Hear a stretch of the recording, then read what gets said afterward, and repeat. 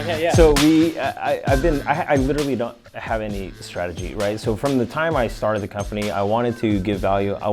My thought behind it was people are asking questions. Mm-hmm. We live in a digital age where people can find the answers. So you might as well be the guy with the answers when people are asking the questions. And so I initially created my YouTube channel for my clients, which was like, people asking questions, how do I get found on Google? And what should my website even look like? And what I've found was my clients don't care about those types of videos, and we started building an audience with other creatives and other agencies and people that do the stuff that we do. And so I'm like preaching to the choir almost, but I'm like, okay, well maybe there's a market for that, people wanting to learn what we do at Butler. And so now we've grown it to, we have right now just over 3,000 subscribers. Congratulations. Yeah, thank you. Yeah, and it's like small fries compared to the future, right? But it's like a huge win for me. Yeah, right? No, that's a lot. And but again, there's no strategy. I think like my thought process is, I think people want to know about this stuff, and so I'm gonna create a video. And sometimes people don't care. Sometimes it's like this big, viewership on a video that I didn't even think was gonna do well.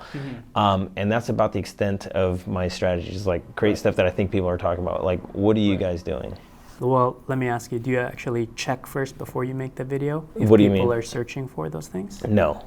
Okay, that's one easy way to figure out, to pre-vet an idea, or to even think about what are concepts you guys can make videos about. So there are tools.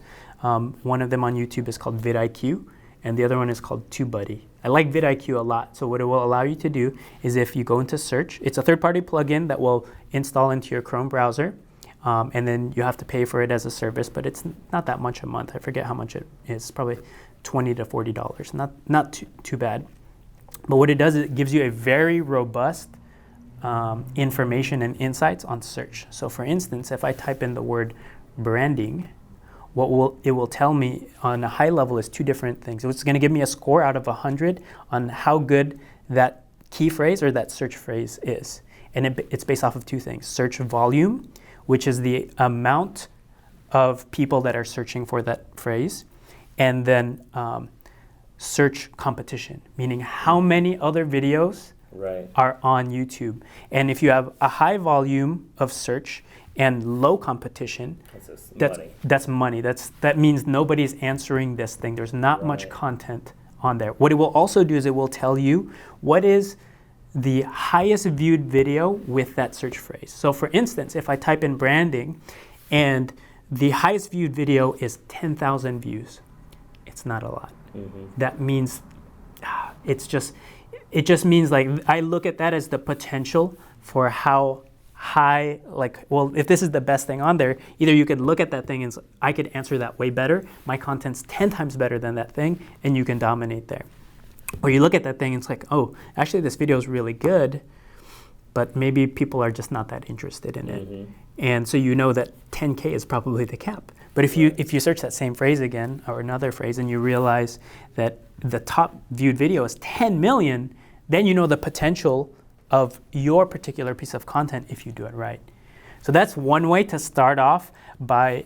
how much of that now, because I've not heard of that tool before today, how much of that is driving your decisions as to like what content you guys are creating at the Futur?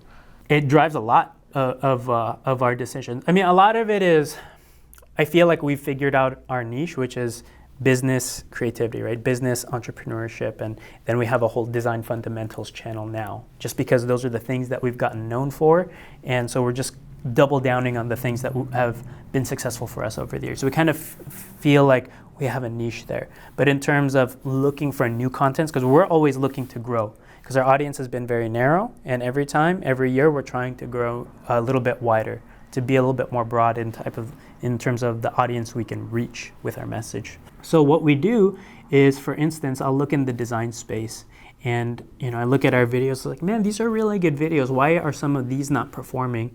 And then I search the competition. Then the competition, sometimes they do videos that seem really obvious, and we've always kind of like turned a nose away to that thing, or just like, oh, we're too good for that type of content, where it's ultra low level, like color theory 101. If you look at that, there's like over 1 million views on the top performing video there. And I was like, well, the information's pretty decent here, but I know we can do that way better.